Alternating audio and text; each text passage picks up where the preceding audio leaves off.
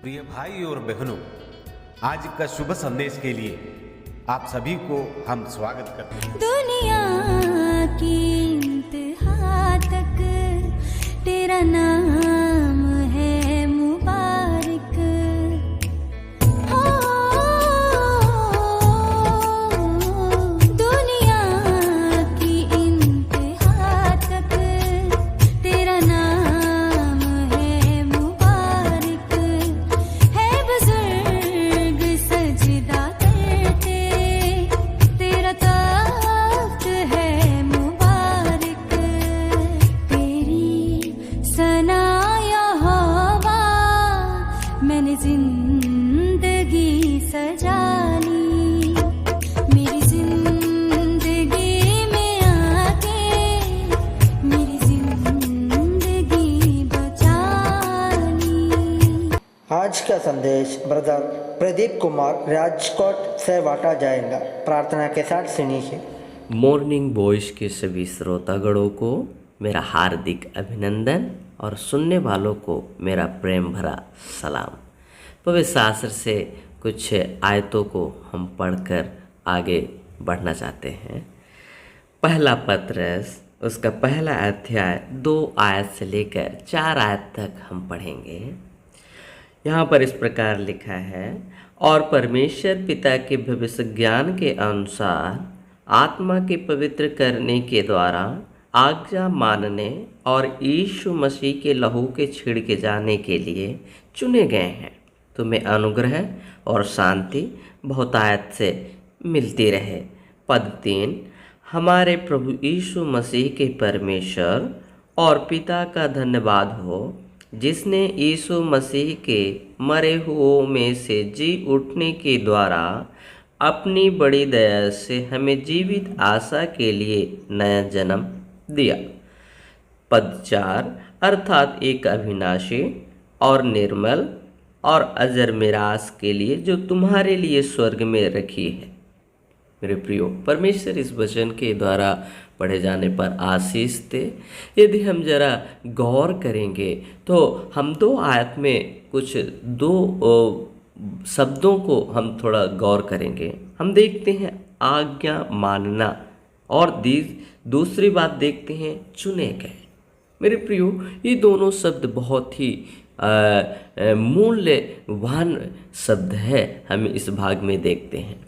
हम एक उदाहरण के तौर पर यदि हम मार्केट गए और कुछ फलों को हम खरीदना चाहते हैं और फल की दुकान पर जाकर हम देखते हैं 2 तरह के फल हैं।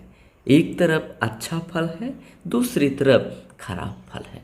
मेरे प्रियो, हम में से हर एक व्यक्ति जो है अच्छा फल को चुनाव करेगा और अच्छे फल को खरीदना भी पसंद करेगा।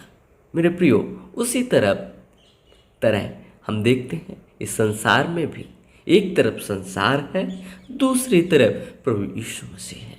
जैसे कि आप में से हर एक ने अच्छा फल का चुनाव किया है, उसी प्रकार यदि इस संसार में रहकर हम अपने लिए प्रभु यीशु मसीह का चुनाव करते हैं, प्रभु यीशु मसीह को जो कोई भी यदि चुनाव किया और करते हैं, वो अपने लिए एक उत्तम भाग को पा लिया। तो हम देखते हैं कि आज्ञा मानना, तो आज्ञा यह है कि जो कोई प्रभु यीशु मसीह पर विश्वास करके और प्रभु यीशु मसीह को चुनेगा, वो उसके लिए एक उत्तम भाग ठहरेगा। मेरे प्रियो, हम देखते हैं जैसे कि मसीह जो है अपनी बड़ी दया से चुना हुआ लोगों के लिए एक जीवित आशा के लिए नया जन्म जो है दिया। नया जन्म जो है दिया यानी कि उद्धार, और हम जिसे मोक्ष कहते हैं या जिसे हम मुक्ति भी कह सकते हैं। तो हम यहाँ पर देखते हैं कि चुना हुआ लोगों के लिए जीवित आशा के लिए नया जन्म दिया। ये कौन दिया? मसीह यीशु के पास है। जो मसीह यीशु अपने चुने हुए लोगों के लिए वो एक नया जन्म देते हैं, जो हम जिसको उद्धार के रूप में हम देख सकते हैं, या मोक्ष या मुक्ति के भी नाम से हम जानते हैं। मेरे प्रियो, नया जन्म पाना मतलब परमेश्वर के घराने का। हम पवित्र शास्त्र के अलग भाग से हम पढ़ेंगे। पहला यूहन्ना उसका 3 अध्याय उसका 9 कलम में इस प्रकार लिखा है, जो कोई परमेश्वर से जन्मा है वह पाप नहीं करता। यानी कि जो कोई भी व्यक्ति या परमेश्वर से नया जन्म पाया वो व्यक्ति जो है पाप नहीं करता। हम आगे देखते हैं, क्योंकि उसका बीज उसमें बना रहता है, वह पाप कर ही नहीं सकता, क्योंकि परमेश्वर से जन्मा है। अब जो व्यक्ति परमेश्वर से जन्मा है उसके जीवन में वो पाप नहीं कर सकता, क्योंकि परमेश्वर का वो घराने का हो गया। जिस प्रकार परमेश्वर जो है, परमेश्वर हमारा पाप रहित है, परमेश्वर में कोई भी पाप नहीं है, और परमेश्वर से जन्म पाया हुआ लोग भी उसी प्रकार पाप रहित होते हैं। जिस प्रकार यदि वो अपने प्रभु यीशु मसीह पर विश्वास कर लेता है कि प्रभु यीशु मसीह इस संसार पे आए और हमारे पाप के लिए प्रभु यीशु मसीह कलवरी की क्रूस पर चढ़ाए गए और वो पृथ्वी पर गाड़े गए और मृतकों में से प्रभु यीशु मसीह तीसरे दिन जी उठे, वो व्यक्ति यदि इस बात पर विश्वास करता है वो परमेश्वर के घराने का बन जाता है। मेरे प्रियो, हम देखते हैं परमेश्वर के घराने का होने का मतलब कि स्वर्ग में उसके लिए कुछ विरासत के रूप में मिलने वाला वस्तु है। एक उद्धार पाया हुआ लोगों के लिए स्वर्ग में रखा हुआ एक विरासत के रूप में हम देखते हैं मिलने वाला वस्तु क्या है? अविनाशी, मतलब नाश रहित है। और दूसरी बात देखते हैं, निर्मल, जो स्वच्छ है, साफ है, शुद्ध है और दोष रहित है और निर्दोष है।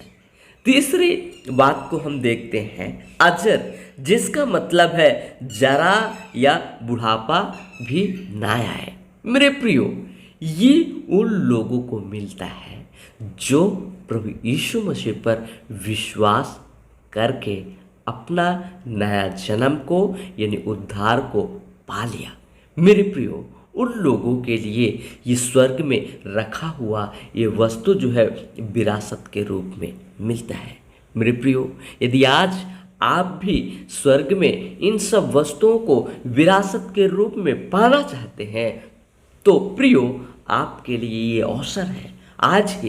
यदि प्रभु यीशु मसीह पर विश्वास करके ये अपने लिए वस्तु को पाना चाहते हैं तो आप जल्दी से प्रभु यीशु मसीह को अपना उद्धारकर्ता के रूप में स्वीकार करके इन सब वस्तुओं का आप स्वर्ग के वारिस हो सकते हैं।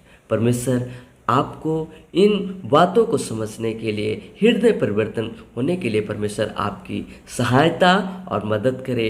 परमेश्वर की बड़े नाम की महिमा हो।